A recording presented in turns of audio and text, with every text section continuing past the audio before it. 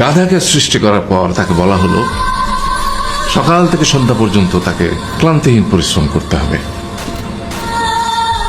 সারা জীবন তাকে পিঠে ভারী বোঝা বইতে হবে, খেতে পাবে শুধু ঘাস, আর তার মাথায় কোনো বুদ্ধি থাকবে না। তার আয়ু হবে 50 বছর। গাধা করজোড়ে সৃষ্টিকর্তাকে বলল, আমি এত বছর বাঁচতে চাই না, আমাকে 20 বছর আয়ু দেওয়া হোক। সৃষ্টিকর্তা সেটাই মঞ্জুর করলেন। কুকুরকে যখন সৃষ্টি করা হলো তখন তাকে বলা হলো যে সে হবে মানুষের সবচেয়ে বড় বন্ধু, কিন্তু সে খাবে মানুষের উচ্ছিষ্ট, এবং তার আয়ু হবে 30 বছর।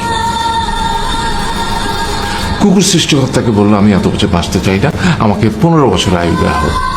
সেটাই মঞ্জুর করা হলো। এরপর বানরকে বলা হলো, তুমি শুধু গাছের এ ডাল থেকে ও ডালে ঝুল খাবে এবং নানান রকম ফন্দি ফিকির করে মানুষকে আনন্দ দিবে, তোমার আয়ু হবে 20 বছর।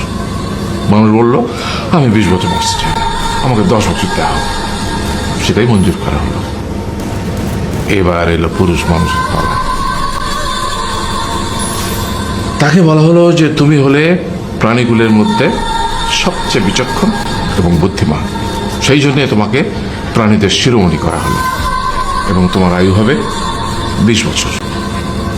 তখন পুরুষ মানুষ বলল, করজোড়ে বলল সৃষ্টিকর্তাকে যে 20 বছর আয়ু অত্যন্ত কম, হে প্রভু, আমাকে ওই গাধার সে যে 30 বছর আয়ু চায়নি সেটা আমাকে দেয়া হোক, ওই যে কুকুর 15 বছর ফিরিয়ে দিয়েছিল সেটাও আমাকে দেয়া হোক, আর যে বানর 10 বছর নেয়নি সেটা আমাকে দেয়া হোক।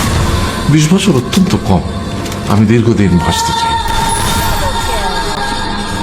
সৃষ্টিকর্তা সেটাও মঞ্জুর করলেন। তারপর কি হলো? সেই থেকে ছেলেরা পুরুষ মানুষ হিসেবে বাঁচে 20 বছর, তারপরের 30 বছর সংসারের বোঝা পিঠে করে বয়ে বেড়ায়, সেটা কার মতো? গাধার মতো। তারপরের 15 বছর সে তার ছেলে মেয়েরা যা দেয় সেই রকম ঠিক কুকুরের মতো উচ্ছিষ্ট খেয়ে বাঁচে। আর তারপরে বৃদ্ধ বয়সে ঠিক বানরের মতো, যেমন গাছের এ ডাল থেকে ও ডাল ঝুল খায় বানর, তেমনি এই ছেলের বাড়ি থেকে ওই ছেলের বাড়ি, আর নানান রকম ফন্দি ফিকির করে তার নাতি নাতনিদের আনন্দ দেওয়ার চেষ্টা করে।